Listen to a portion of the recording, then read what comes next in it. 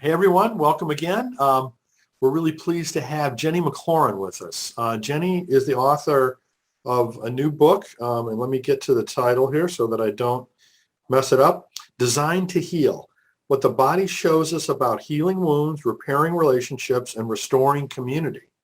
So, the reason why I asked Jennie to come into this conference, because I think she's kind of like a prototypical example of writing in the second half of life.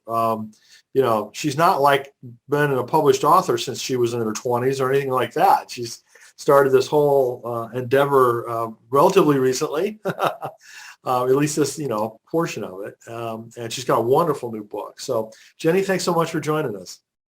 Thanks for having me, Brian. And hi, everybody. Nice to be with you. Maybe, people are probably, for the most part, not terribly familiar with you. So could you tell people about your background and the other work that you do outside of the book? Sure. And like Brian said, as far as I know, I'm in the second half of my life. If I'm not, I'm going to be the world's oldest woman at some point.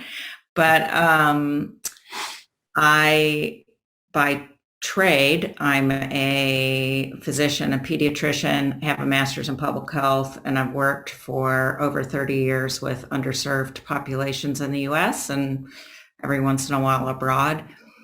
And in that, I've collected lots of stories, and I spent half my life in the South, and my father's a Southerner, so I came by storytelling fairly naturally. And had done a lot of technical writing for medical reasons, but hadn't written a book ever creatively. I've written articles and things creatively.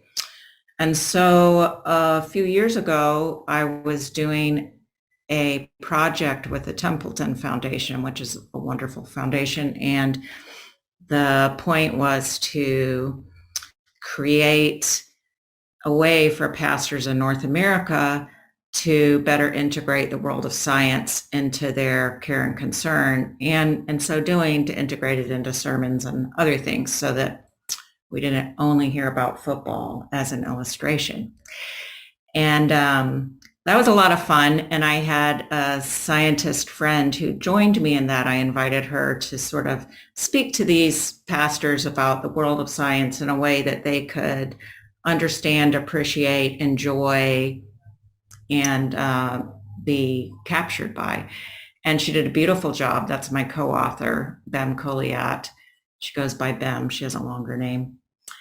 And she's a molecular geneticist, a very faithful Christian. She's worked on the Human Genome Project. Many of you might know the name Francis Collins. She was a peer of his. And I just loved the way that she talked about wound healing, which sounds sort of nutty. But as we talked about it, I had an idea for a book, and over a period of a few years, that came to be. So I don't know, Brian, if you want me to say more about. Yeah, I mean, tell us more about, like you said, the work that you do. Because you're like one of the busiest, most hardworking people that I think of. Seriously. And you're so devoted. You're so devoted to your profession. Forget the book again for a moment. Okay. Tell people about that work, because it's very involved. I am passionate and feel a strong sense of vocation in my work in public health as a physician. So I now have a fancy title. I'm the Senior Fellow for Public Health Integration and Innovation at the National Association of Community Health Centers, which is based in DC. And it provides assistance to the nation's 1,400 health centers that serve 40 million people in America, about 1 in 10 people in America, who are, by and large, have a lot of challenges to getting access to care, so poverty and other things. And I work as an advisor. I pay attention to policy. I work around some program advice and, as you all know, COVID. So working a lot around trying to stem the effects of the pandemic in the US. And I also do a little bit of clinical work. So I see children very dear to my heart, special needs children in Seattle. I live in Northwest Washington. So I work with children 0 to 3 who have special needs, and I do a lot with children with autism. And then I also work with children on the other end of things who are 16 to 21 who live in a residential school where they're getting training opportunities. A lot of them have been homeless. So I do clinical work on those two ends, and then administrative work on the national end. And how you do all that? This is like beyond me. One day at a time. I don't know how you do all your social media stuff. I'm always blown away. So, well, I don't have 3 day jobs like you do. So this is my day job. Yeah. So anyway, how did the book come about? I mean, you talked about, kind of your work and your relationship with that author, but, that's a lot different than actually writing in a book and getting it published. Talk about that process. So just as a background, I've always enjoyed writing, and I took some creative writing classes, and I had some wonderful mentors, and Lucy Shaw was one of them, who wrote the foreword to my book.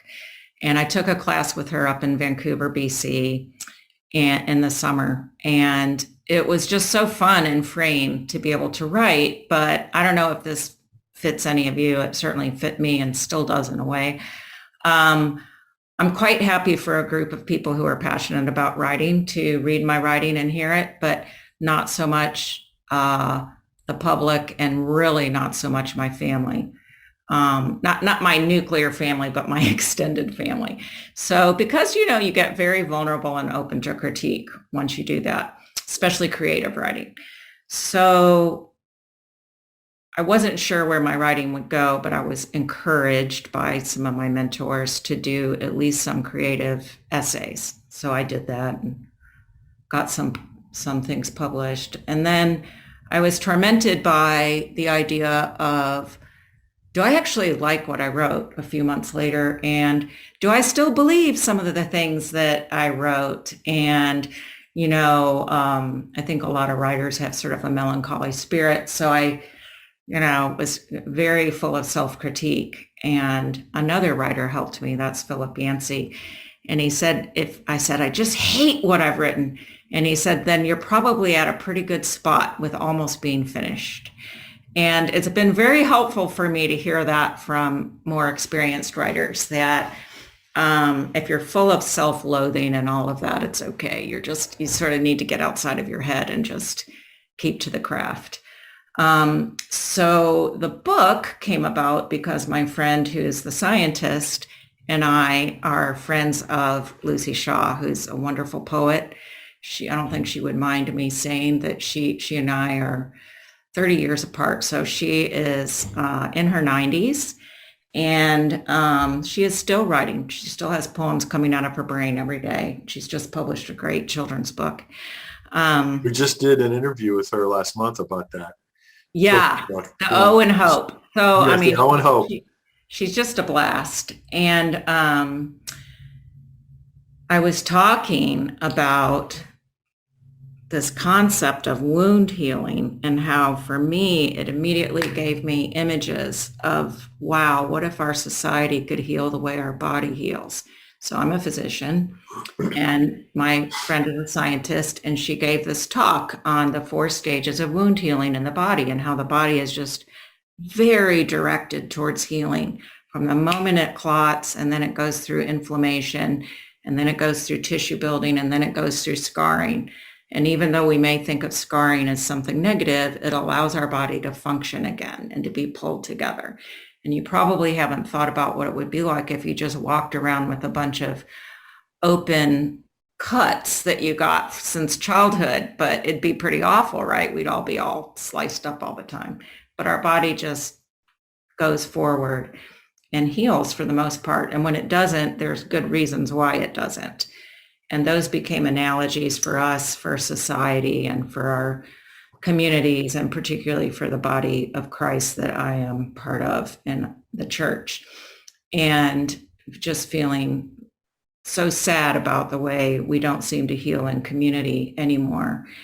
And so we took those 4 stages and said, what if our communal bodies tried to heal the way our physical body does? What if we took instruction from that? And that became something that Bem and I talked about in front of a group. Lucy was there and she said, you've got to write this into a book.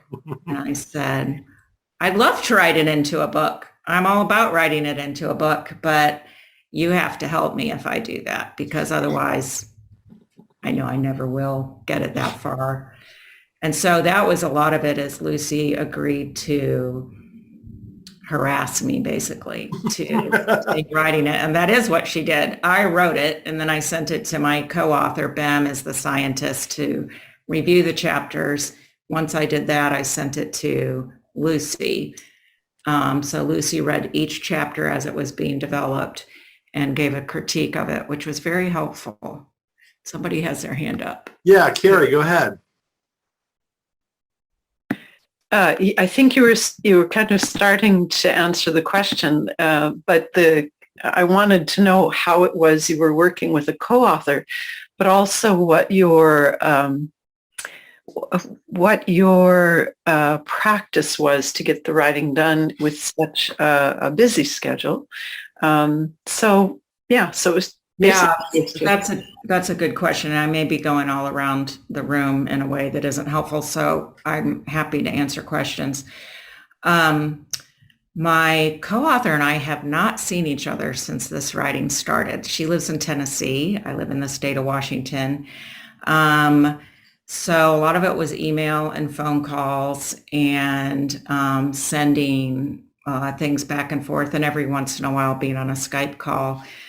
And we also found it important just to try to nourish a friendship. So it gets very prickly when you're sending things back and forth and you're a co-author.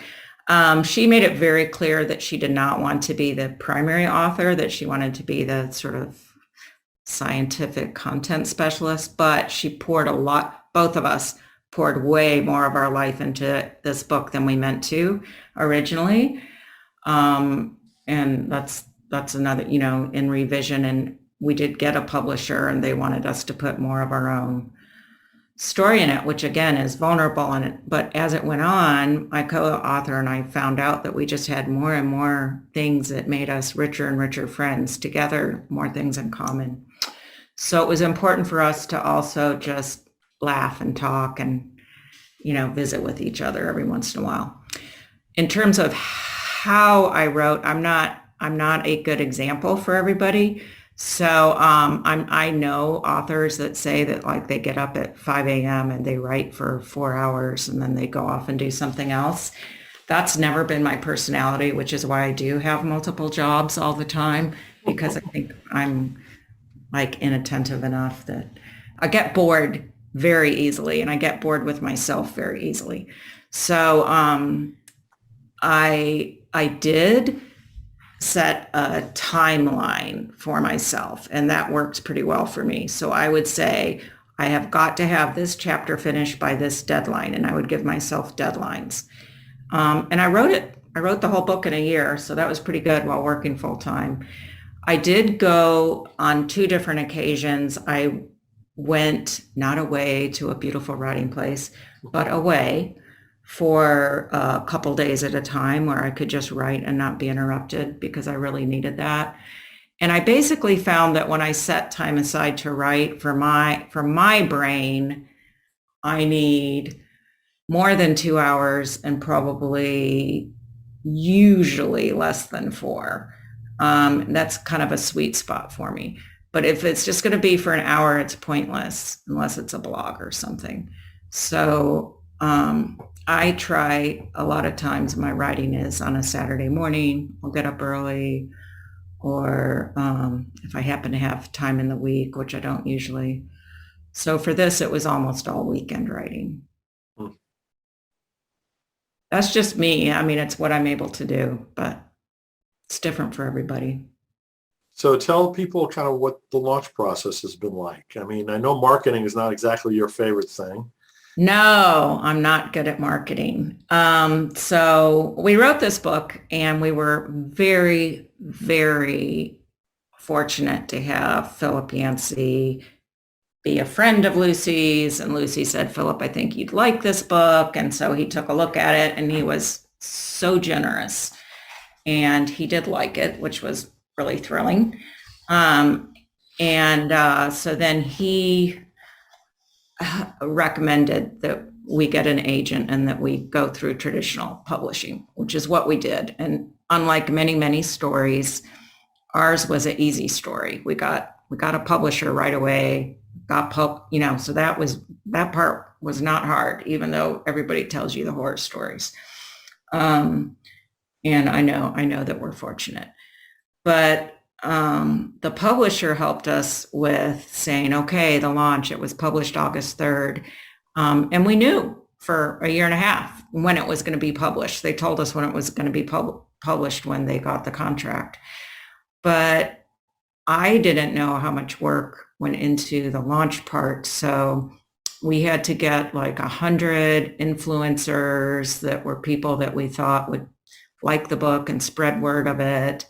Now, because we had a publisher, they did mailings to all of them. But if you don't have a publisher, you have to do that. And then a whole lot of podcasts and writing little blogs for different organizations, and kind of putting yourself out there, which is hard for me. Most writers are an introvert. I am more of an introvert. And I like speaking. I'm used to speaking, so that part isn't hard. And I really enjoy the podcast. Like, I'm having fun, whether or not all of you are. So I like podcasts, but like I said, I do get bored easily, so I don't want to just say the same thing all the time. And I wanted each time that I wrote or spoke for it to be meaningful to the people at the other end and not just a commercial about the book. So I had to develop a website, which I have. I hate Facebook, but I have to have it. I have Instagram. I'm on LinkedIn and Twitter. I'm terrible at both of those things. I'm trying to be better. The publisher will want me to be better. But there is a lot to marketing that I'm still learning. I don't know, Brian, if I'm that useful on that one. It's a learning curve for me. Well, I just wanted people to hear that. I wanted to hear people, hear what the reality is of, what you've experienced. This is the first book, or big book at least, that you've released, obviously not at a young age, right? Yeah. You didn't really have a large platform, Right. In a traditional sense, social media or whatever. And Right. so, there's a lot of folks that are kind of in your boat, right? Yeah. So that's why I thought, let's just hear from you the raw truth about how this is playing out. What I do have, and all of you do have who are older, is you have lots of connections from through your life. And that's been helpful. I've also gone to lots of schools. So I have those alumni groups. And one thing that's pretty cool is I think when you're in my age bracket, people who are in your networks are thrilled to champion you and cheer you on and do stuff. And I'm not sure that that's true if you're 30 and you get all your 30-year-old buddies who are so busy just building their careers and everything. So I've been pleasantly surprised at how many people in my age group have said, oh, well, I'll do this for you. I'll do that for you. I'll have a book launch party. I'm going to have you come to Atlanta. I'm going to have you do this or that. They have the resources now. They have the time, and many of them have tons of connections. So that has been sort of a happy surprise for me. It's a little bit slower of a launch maybe than like a celebrity launch would be, but it has been building steam and growing, and that's been exciting. So we actually have an international kind of launch because my co-author is Filipina American, and she's got a lot of connections around the world, and I have a fair number around the world because of work I've done. And so it's been fun to see that escalate, and I think you may have more connections than you may realize if you've been on this earth for a while. I think everything you just said is incredibly important, Jenny, and it's so true for so many people, kind of our age area. Mm-hmm.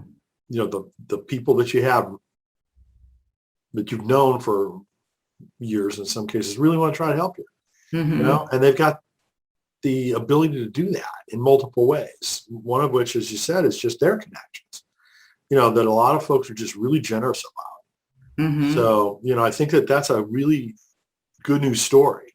There are other things for those of us that are not young that are harder, right? Mm-hmm. But there are advantages that we may undersell ourselves, and have it. And I've actually, I've been surprised at sort of friends of friends of friends. So this group that's on right now, it's all spiritual writing? Yeah. So, in my world, in my public health world, we don't often necessarily get very explicit about our faith, although there are lots and lots of people who have a vibrant faith of whatever kind who are in public health because it's so mission oriented. But just since I've done this, I thought this book, because it has a Christian undertone, I thought that maybe my peer group in public health wouldn't be all that interested in it. I was a little quiet about it. And somebody way high up in DC, who's a friend of mine, got the book, no surprise, but she bought it for the whole department. And I was just like, oh my gosh. And that included like people, agnostics, and people who are Jewish and different things. And I was like, Kath, did you tell them it has a Christian subtext? She goes, I don't care. It's a great book. It's perfect for our department. Well, what happened is, because she did that, somebody else got it, who then contacted me and was the former head of the CDC, was the head of a medical school. I knew this person's name. I've known his name for years. I had no idea what his faith background was, and we share a very, very, very similar faith. So he just called me and we talked for an hour, and he wants to spread this book. And is the guy from Rutgers? Huh? From Rutgers, Robert Wood Johnson? No, it's actually no, he was head of the CDC and head of Chapel Hill's medical school, Bill Roper. Okay. So great guy. Anyway, I just didn't realize, I knew all kinds of stuff about him, but I didn't know that part. And that has happened. It happened again last week, where a fellow who's the head of this whole homeless agency in the U.S. Wanted to talk to me because he knew about the book, and I was on a conference call with him, and he Googled me to see who I was on a conference call that was totally secular. And then we ended up just having this fabulous conversation and everything. So, these people have huge networks, and that's the other thing I've learned. Don't discount the networks that you're in as they wouldn't really be interested, because that's just not true. It's not. And my scientist friend is finding the same thing in her scientist groups. They're all interested. And so don't limit your audience yourself. Let your audience limit you. But if they're going to limit you, they're going to limit you. But I've just been very surprised both at like the ages of people who have, my I have young adult kids, and their friends are all excited about the book. So, and they have, and they know social media. They have their networks. So I think I'm learning not to put artificial limits on what you might call marketing and networking. And that's also good. And the other thing is that one of my favorite writing teachers said her advice to the class when somebody asked about should they send this to the Atlantic or the New Yorker or whatever, some article they were writing. And she said, you take care of the depth and you let God take care of the breadth. And Wow. I That's never a great forgot quote. that. Yeah, that was like 15 years ago. And I never forgot that. And I thought, yep, I'm just going to take care of the depth. So what I write is going to be good. It's going to be as excellent as I'm able to make it. Where it goes isn't completely up to me. I have some agency in it, but it's not completely up to me. But if I take care of the depth, the breadth will get taken care of. And I think that's very true. That's good advice. Wow. So cool. Yeah. Well, I'm really excited that it's turned out so well, Jenny, because, we've talked quite a while back before, Yeah. you even got your publishing deal, I think. Right. I didn't have a contract. I just had found Brian through Barbara Brown Taylor. I really like a lot. And she recommended Brian. And I was like, okay. So I went on and I was I hadn't had a contract. I hadn't written a book proposal for a book. I'd written them for articles. So yeah, it was very helpful, all of these resources. Well, I'm just so glad, for you that it's turned out so well. And I think you're still in the beginning stages of it. Like you said, it's not like a celebrity thing where it's a big splash on day one, but boy, I think it's going to have legs. Yeah, we're only 2 months out, and it's interesting. You go on Amazon to see where your book is rated, and then on Goodreads. That's the other thing. So all of you need to be on Goodreads. I think Brian might tell you that anyway, but you need to go ahead and get established on that, and then just get everybody to leave a review when you do get something published, because that's another thing. I didn't know how important that was, but it's like now I don't have any shame. And if I give somebody a book, or if they order one from Amazon, particularly, just saying, please write a review as long as you don't hate it. And I do tell them if they hate it, they can just skip writing a review, but most of them are pretty nice about it. Well, good. As I said, I think it was really important for, this audience to be able to hear your story, Jenny, because I think it's so relevant to this conference. And so glad to hear that it's going so well. Do other people I don't know how much time we have, Brian. Are we done? We're just about to the end, but we can certainly take another question or two. Oh, I just wondered if anybody else had a question.